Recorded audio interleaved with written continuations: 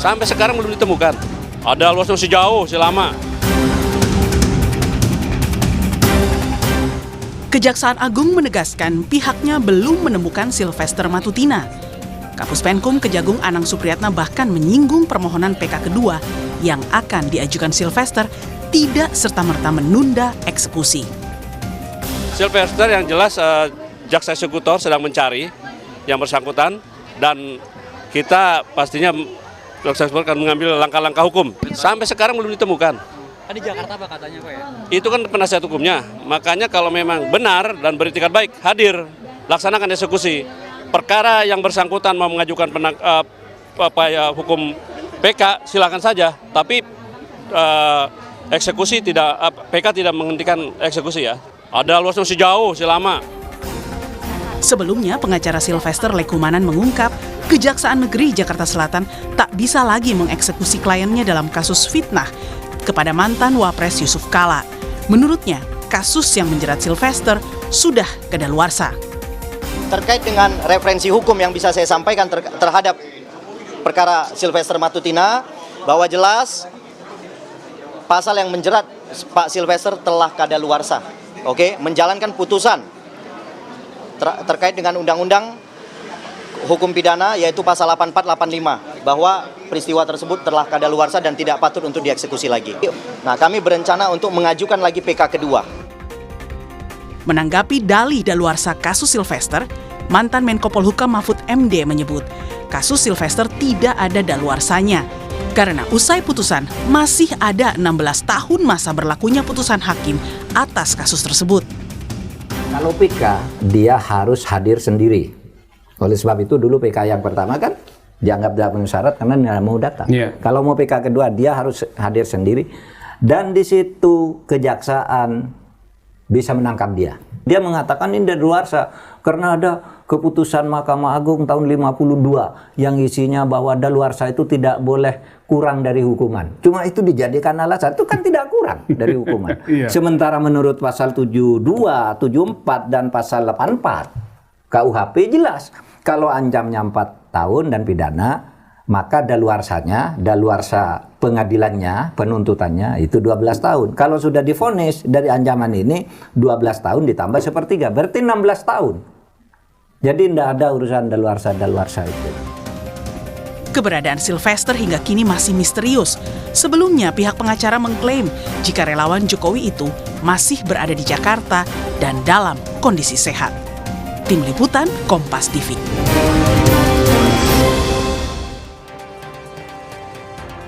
Saudara, jika Kejaksaan Agung sudah tegas mengatakan kasus Sylvester belum daluarsa, lalu apa yang menjadi penghambat eksekusi Sylvester tidak kunjung dilakukan? Benarkah keberadaan Sylvester begitu sulit untuk terlacak? Kita bahas bersama dengan sejumlah narasumber yang telah hadir di studio Kompas TV. Ada Waketum Barat JP, Bang David Pajung, dan juga tim advokasi anti kriminalisasi, akademisi dan aktivis, Mas Ahmad Kozinuddin. Selamat petang, Bapak-bapak. Ya, Mas Yasir. Sehat ya, Bang? Sehat, kuat selalu. Oke, saya ke Bang David dulu. Bang David, kalau kita lihat kan Kejagung sudah berkali-kali minta agar Sylvester punya itikat baik untuk menyerahkan diri. Apalagi yang pertama, alasan PK maupun daluarsa kasus tidak lagi relevan untuk menghindari eksekusi penahanan. Kenapa sih Bang Sylvester udah hadapi saja konsekuensi hukumnya? Ya, pertama kalau pertanyaan itu pasti kembali kepada dua hal ya. Pertama kepada yang bersangkutan sahabat saya Sylvester, yang kedua pada penasihat hukum beliau. Nah, kapasitas saya ini sebagai teman, sebagai aktivis Barat JP yang sama-sama berjuang dalam banyak hal. Nah, kalau pandangan saya begini ya, tentu ini harus diuji. Pertama, diskresi penahanan penangkapan itu ada pada kejaksaan. Nah, tetapi kejaksaan juga tentu punya pertimbangan-pertimbangan narasi-narasi hukum yang dijadikan argumen atau landasan kenapa sampai hari ini belum diambil atau belum ditahan. Nah, saya pikir kalau pernyataan kawan Lekumanan sebagai lawyersnya Sylvester kan bahwa Sylvester ada di Jakarta, nggak kemana-mana. Nah, pertanyaannya kan kenapa kejaksaan? Nah, diskresi ada pada kejaksaan. Tetapi yang saya mau katakan, kejaksaan pasti punya pertimbangan hukum. Satu, apa yang disampaikan oleh lawyersnya Sylvester soal kadaluarsa berdasarkan pasal 84. Itu menurut argumentasi hukum oleh lawyers. Yang kedua, Kalau menurut saya mungkin ini yang memang menjadi pertimbangan. Pertama, ada keputusan peraturan kejaksaan nomor 15 2020 ini terkait soal RJ, restoratif justice, yang bisa jadi karena sudah ada pertemuan yang selalu disampaikan baik oleh Sylvester maupun penasihat hukum bahwa ada pertemuan dengan Pak JK sendiri ya, di kantor Pak JK ada pertemuan permohonan maaf dan itu diselesaikan, ada saksi-saksi orang-orang dari NTT maupun tokoh-tokoh yang hadir ketika itu ya, ada 3 orang ya, ada Pak Mekeng anggota DPR RI dari NTT, ada Pak Sofian Wanandi yang merupakan sahabat Pak JK juga, dan ada satu lagi tokoh buruh siapa si dari NTT ini yang agak gempal, teman juga. Nah, itu yang menjadi saksi. Nah, menurut Sylvester kami sudah bertemu dan bermaaf-maafan. Nah, RJ ini adalah sebuah proses untuk menghilangkan proses hukum setelah ada permohonan maaf, ada penerimaan maaf, dan itu bagian dari membangun rekonsiliasi antara korban maupun dengan yang ditersangkakan, dan menurut penasihat hukum itu sudah terjadi. Saya pikir Tapi kan, ini salah satu maaf saya potong, tapi kan restoratif justice itu kan sebelum putusan, ini kan putusan sudah ada. Ya, pertanyaan saya tadi kan kenapa nggak hadapi saja konsekuensinya gitu. Gini, restoratif justice itu sudah ada jurisprudensi, ada beberapa case ya, ada di Boyolali, ada di Banyumas, beberapa orang yang kedapatan mencuri lalu kemudian sudah proses sidang apa segala macam, sudah terdakwa, tetapi dipertemukan, difasilitasi dan ada permohonan maaf, korban menerima, selesai.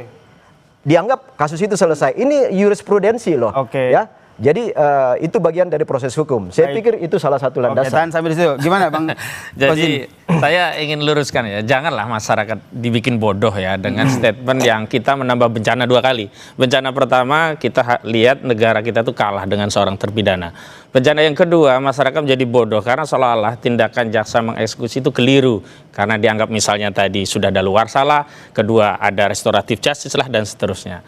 Dan harus dibedakan namanya jurisprudensi dengan preseden. Kalau presidennya ada, iya, tapi belum sampai putusan, belum menjadi jurisprudensi. Jadi ada perbedaan nomenklatur antara preseden. Dan itu juga perlu dipertanyakan. Presidennya seperti apa, kasusnya seperti apa. Dan yang jelas kalau bicara tentang restoratif justice itu pra penuntutan kalau itu di jaksa. Kalau di polisi pra penyidikan. Tidak bisa kemudian ini sudah vonis, sudah inkrah, jaksa lalai. Nah, justru saya malah kasihan kepada negara kita. Hari ini seolah-olah kita harus melakukan redefinisi tentang apa itu pengertian negara. Dalam konteks negara kan semua sudah sepakat. Yang namanya negara itu organisasi yang punya sifat daya paksa. Itu yang membedakan negara dengan institusi atau organisasi di luar negara. Hari ini negara kok sudah milik kayak yayasan. Jadi menurut Anda restoratif justice itu bukan alasan ya? Oh, nggak ada, itu dalih saja. Dan kita tahu bahwa sebelumnya bukan hanya soal restoratif justice, bahkan pertama kali yang dipersoalkan adalah meminta amnesti dari presiden dengan dalih ada peristiwa lain juga diberikan amnesti. Itu gagal. Yang kedua justru juga di media Kompas saya masih ingat mencoba dalih bahwa bisa saja jaksa belum dapat salinan putusan. Pak Jasman Panjaitan ketika itu mantan Kejaksaan Agung mencoba berdalih itu. Tapi ternyata semua dalih ini kan terkoreksi oleh data dan fakta. Dan hari ini parameternya sederhana lah. Kalau itu ya masih dianggap sebagai sesuatu yang tidak bisa didiskusi, tentu jaksa tadi tidak bersikap demikian. Tapi sayangnya saya juga komplain kepada jaksa. Kok jaksa menjadi selemah ini gitu loh. Kan harusnya ada tugas-tugas intelijen. Justru yang saya sayangkan Reda Mantovani alih-alih dia membantu Kejaksaan Negeri Jakarta Selatan untuk mengeksekusi dengan memberikan informasi. Dia kan jam intel. Kalau Anda bilang jaksa itu lemah, Anda menangkapnya seperti apa? Ada orang kuat di balik ini, dan orang kuat itu non negara. Dan ini yang berulang kali kita tegaskan bahwa hari ini negara kita diintervensi oleh organisasi non negara yang membuat alat-alat negara itu tidak berfungsi sebagaimana biasanya. Baik, berarti Anda bilang bahwa ada orang kuat begitu. Ya. Sebentar Bang ya, kita lanjutkan diskusi kita usai jeda berikut ini. Tetaplah bersama kami di Kompas Petang. Sylvester sulit ditangkap, ada yang melindungi, ini yang menjadi topik kita. Kalau kata Bang Hozin tadi ada orang kuat di situ, betul begitu Bang? Saya pikir itu opini Bung Ahmad Koisi aja, karena gini, nggak ada orang kuat di balik ini. Karena apa? Sebenarnya kan siapa sekarang penguasa kan? Yang saya mau katakan gini, pertimbangan kejaksaan, aparatur hukum itu tadi soal bahwa ada beberapa argumen hukum yang dibangun. Yang berikutnya adalah semua pelaku-pelaku hukum tahu bahwa ada 3 asas hukum yang harus menjadi landasan setiap case. 1, asas manfaat. Yang kedua, asas keadilan hukum. Dan yang ketiga, asas kepastian hukum. Ketika terjadi konflik dari 3 asas ini, maka yang menjadi skala priority adalah asas manfaat. asas manfaat apa dari case ini? Case ini terlalu kecil karena ini menjadi case person to person, dua oknum, dua tokoh yang tidak ada kaitan dengan publik. Kalau terlalu kecil, kenapa nggak Bang Silvester hadapi saja begitu? Kenapa menghilang dan sulit sekali ditemukan? Kecil dalam arti ini bukan kasus publik, ini bukan kasus kebijakan publik, bukan kasus extraordinary crime ya, yang menjadi perhatian dan kepentingan publik. Karena ini dua person saja yang katakanlah kalau dua person padahal sudah bertemu, sudah berdamai. Nah, sekarang ini diangkat karena mungkin dari case-case bahwa ini kok belum ditangkap. Nah, sekarang ini kan bolanya saya katakan ada pada eksekutor kejaksaan. Nah, ada landasan-landasan hukum yang dibangun oleh kejaksaan untuk belum melakukan eksekusi. Karena tadi ada perjan, ada ke Jampidun punya arahan, keputusan ya, ada edaran Jampidun, ada perjan yang terkait RJ. Jadi semua itu menjadi pertimbangan-pertimbangan kejaksaan dan ini bukan kasus publik, kasus dua orang yang tidak bersangkut paut dengan kepentingan publik. Itu asas manfaat. Alasan-alasan hukum. Pasti. Saya yakin itu pasti. Iya, itu kan dalih saja. Sebenarnya kalau kita kembali kepada 3 asas hukum tadi, yang pertama tidak ada manfaatnya kok membiarkan Silvester itu terus berkeliaran, berbahaya karena dia sudah terbukti inkrah melakukan fitnah terhadap mantan Wakil Presiden Republik Indonesia. Yang kedua, tidak ada kepastian hukum kalau tidak segera dieksekusi. Bagaimana kita rakyat mau mencari keadilan jika pada akhirnya putusan itu tidak bisa dieksekusi? Yang terakhir, persoalannya adalah di mana sih kita akan berdiri di Republik ini? Ini kan soalnya kan sederhana, eksekusi selesai. Tapi tadi saya tegaskan, kenapa ini menjadi susah? Ini adalah orang besar. Kenapa? Narasi jadikan ini hal yang kecil. Pada saat yang bersama, kalau kita bicara kasusnya hanya fitnah, Saudara Joko Widodo merasa difitnah, dia juga bikin laporan. Siapa orang besar, Bung? Orang besarnya Saudara Joko Widodo. Saya beberapa kali Jokowi udah nggak punya kekuatan, ya, bukan penguasa hari ini kan, tapi itu dia terbantahkan. Dia mantan penguasa, dia punya akses kepada kekuasaan. Orang dulu jadi pejabat dengan tanda tangan dia juga bagian dari Dewan Pembina Solidaritas Solmed ya, punya Silvester Matutina. Jadi dua hal ini sulit untuk dipisahkan bahwa di balik Silvester Matutina ada Joko Widodo. Kalau tidak ada Joko Widodo, maka semestinya ini perkara sederhana cepat dieksekusi. Dan yang menjadi soal Jokowi justru masyarakat. Kuat banget ya. Jokowi terlalu kuat. Persoalannya bukan masalah kuatnya, tetapi Jokowi merusak tatanan hukum sampai orang yang harusnya bisa dieksekusi pun menjadi tidak bisa dieksekusi. Jadi menurut Anda, Bang Kozin, jadi menurut Anda, Bang Kozin, Silvesternya yang terlalu kuat atau jaksanya yang lama dan juga ragu-ragu untuk mengeksekusi ini? Ya, jaksa pun menurut saya terlalu lemah. Kenapa sampai dia memelas? Tolong dong kuasa hukum dibantu. Ya, mana ada kuasa hukum pasti membela kliennya. Dia akan melindungi kliennya. Tapi soalnya kan jaksa punya alat. Di antaranya kan punya Jaksa Agung Muda di bidang intelijen. Kenapa Reda Matufani tidak bekerja? Kasih info. Jangan dia malah datangnya ke PIK 2 kasih acara di acaranya CSR-nya Agung Sedayu Group. Ini tugas dia harusnya mencari informasi tentang terdakwa ini segera dieksekusi, bukan sibuk urusan yang bukan tupoksinya. Jadi kalau Reda Matufani itu juga punya kekeliruan karena dia selaku Intel tidak segera memberikan informasi kepada jaksa eksekutor agar segera menangkap Silvester. Kalau kata Bro Ahmad tadi bahwa ada orang besar, itu bagi saya itu pelecehan kepada institusi negara. Seolah-olah hukum bisa dikendalikan oleh seseorang di Republik ini. Itu pelecehan. Jadi negara ini punya kedaulatan. Jokowi yang melecehkan negara ini. Sejak era Jokowi lah hal-hal seperti ini terjadi. Oh enggak, sebelumnya Anda salah. Tidak pernah terjadi. Coba runut sejarah. Tidak pernah ada kasus sudah inkrah terjadi tidak bisa dieksekusi kecuali setelah ada Saudara Joko Widodo. Roy Suryo dan Anda sebagai penasihat hukum bisa mengatakan ijazah Jokowi palsu apa, itu dibebaskan aja. Dan nggak ada. Jokowi sudah melalui proses hukum dan karena Jokowi itu adalah rakyat biasa hari ini yang bisa menghargai hukum. Tapi kekuasaan Jokowi sebelumnya telah disalahgunakan. Sekarang nggak ada negara kekuasaan itu. Bang David, Bang Kozin, oke, terakhir dari saya. Bang David sebagai sahabat dekatnya, sebagai teman dekatnya, tahu nggak keberadaannya di mana? Singkat saja. Kalau menurut pengacaranya Lekumanan mengatakan ada di Jakarta. Nah, sekarang persoalannya adalah dasar apa yang mau digunakan oleh kejaksaan untuk mengeksekusi. Baik. Karena menurut pengacaranya sudah daluarsa. Yang kedua ada RJ, ada perdamaian.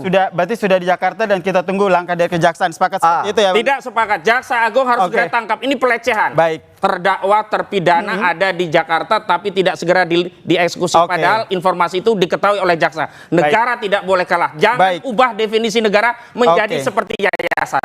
Kita tangkap semuanya, kita tunggu bagaimana langkah Kejaksaan Agung dalam eksekusi kasus ini. Terima kasih. Bang Kozin telah bergabung bersama kami di Kompas Petang. Dan saudara, usai jeda Kompas Petang masih akan hadir dengan informasi penting dan menarik lainnya. Tetaplah bersama kami di Kompas Petang.